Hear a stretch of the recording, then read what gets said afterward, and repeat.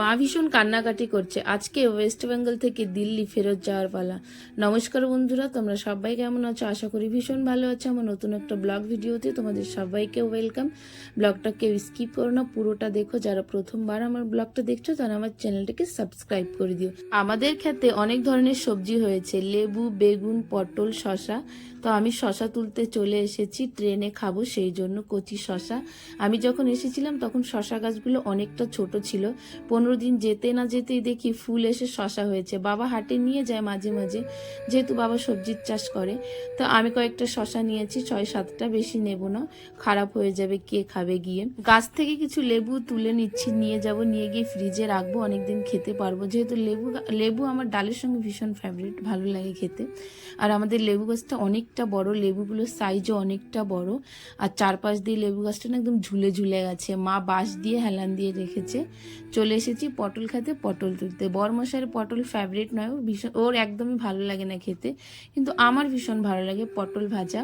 তো বরমশাই বলছে তোমার জন্য অল্প কয়টা নিও, বেশি নিও না, তুমিই খাবে। আমি বলছি ঠিক আছে, আমিই খাবো।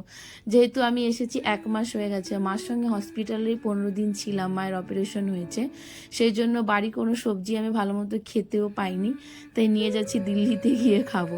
দিল্লিতে তাল নিয়ে যাবো বলে তালতলায় চলে এসেছি। আমাদের একটা তাল গাছও আছে, আর তালগুলো পড়ে পড়ে গড়াগড়ি খাচ্ছে। আমি 2টো তাল কোলে নিতেই বরমশাই আমার ভাই বলছে তাল নিয়ে কি করবি? আমি বললাম তাল আমি দিল্লিতে নিয়ে যাবো। ভাই বলছে ব্যাগটা কেন ভারী করবি রে, এখানেই তো খাসনি তাল। আমি বলেছি না, ভাদ্র মাস করে শনিবার করে একদিন তালের বড়া করতে হয় ঘরে, তাই আমি করব। পুরো ব্লগটার কন্টিনিউ আমি বাড়িতে করিনি, কারণ খাওয়া দাওয়া রেডি হয়েছি। মা ভীষণ কান্নাকাটি করছিল, যেহেতু মার শরীরটা খারাপ, অপারেশন হয়েছে, তাই মায়ের ব্লগটা তেমনভাবে আমি করিনি, মায়ের ভিডিওটা শ্যুট করিনি। রাস্তায় আমরা উঠে পড়েছি, এখন যাচ্ছি আমরা রেলওয়ে স্টেশনে। দিদি আমাদেরকে ছাড়তে যাচ্ছে, দিদি ভাই আমাদের সঙ্গে যাচ্ছে ছাড়তে। আজকে কি হয়েছে, আমার ছেলের 5 বছরের ইঞ্জেকশন দিয়েছি, যেটা পোলিও টিকা ওর পেন্ডিং ছিল, অলরেডি পেন্ডিং হয়ে গেছে, যেহেতু 7 বছর সামথিং বয়স এখন।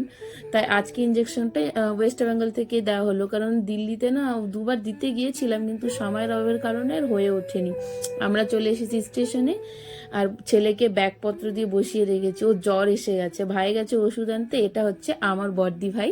আর বড়মশাই গেছে জল কিনতে ছেলের জন্য। আমরা মেয়েদের অনেকটা কষ্ট সহ্য করতে হয়, নিজের মা বাবাকে ছেড়ে যাচ্ছি। 3 বছর পরে এসেছি আমি, মা বাবাকে 1 মাস দেখলাম কিনা, এখন চলে যেতে হবে।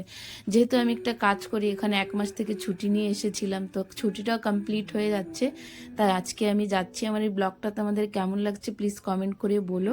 আর তোমাদের সঙ্গে দেখা হবে নেক্সট একটা ব্লগে। তোমরা ভালো থেকো, সুস্থ থেকো, বাই বাই, টাটা।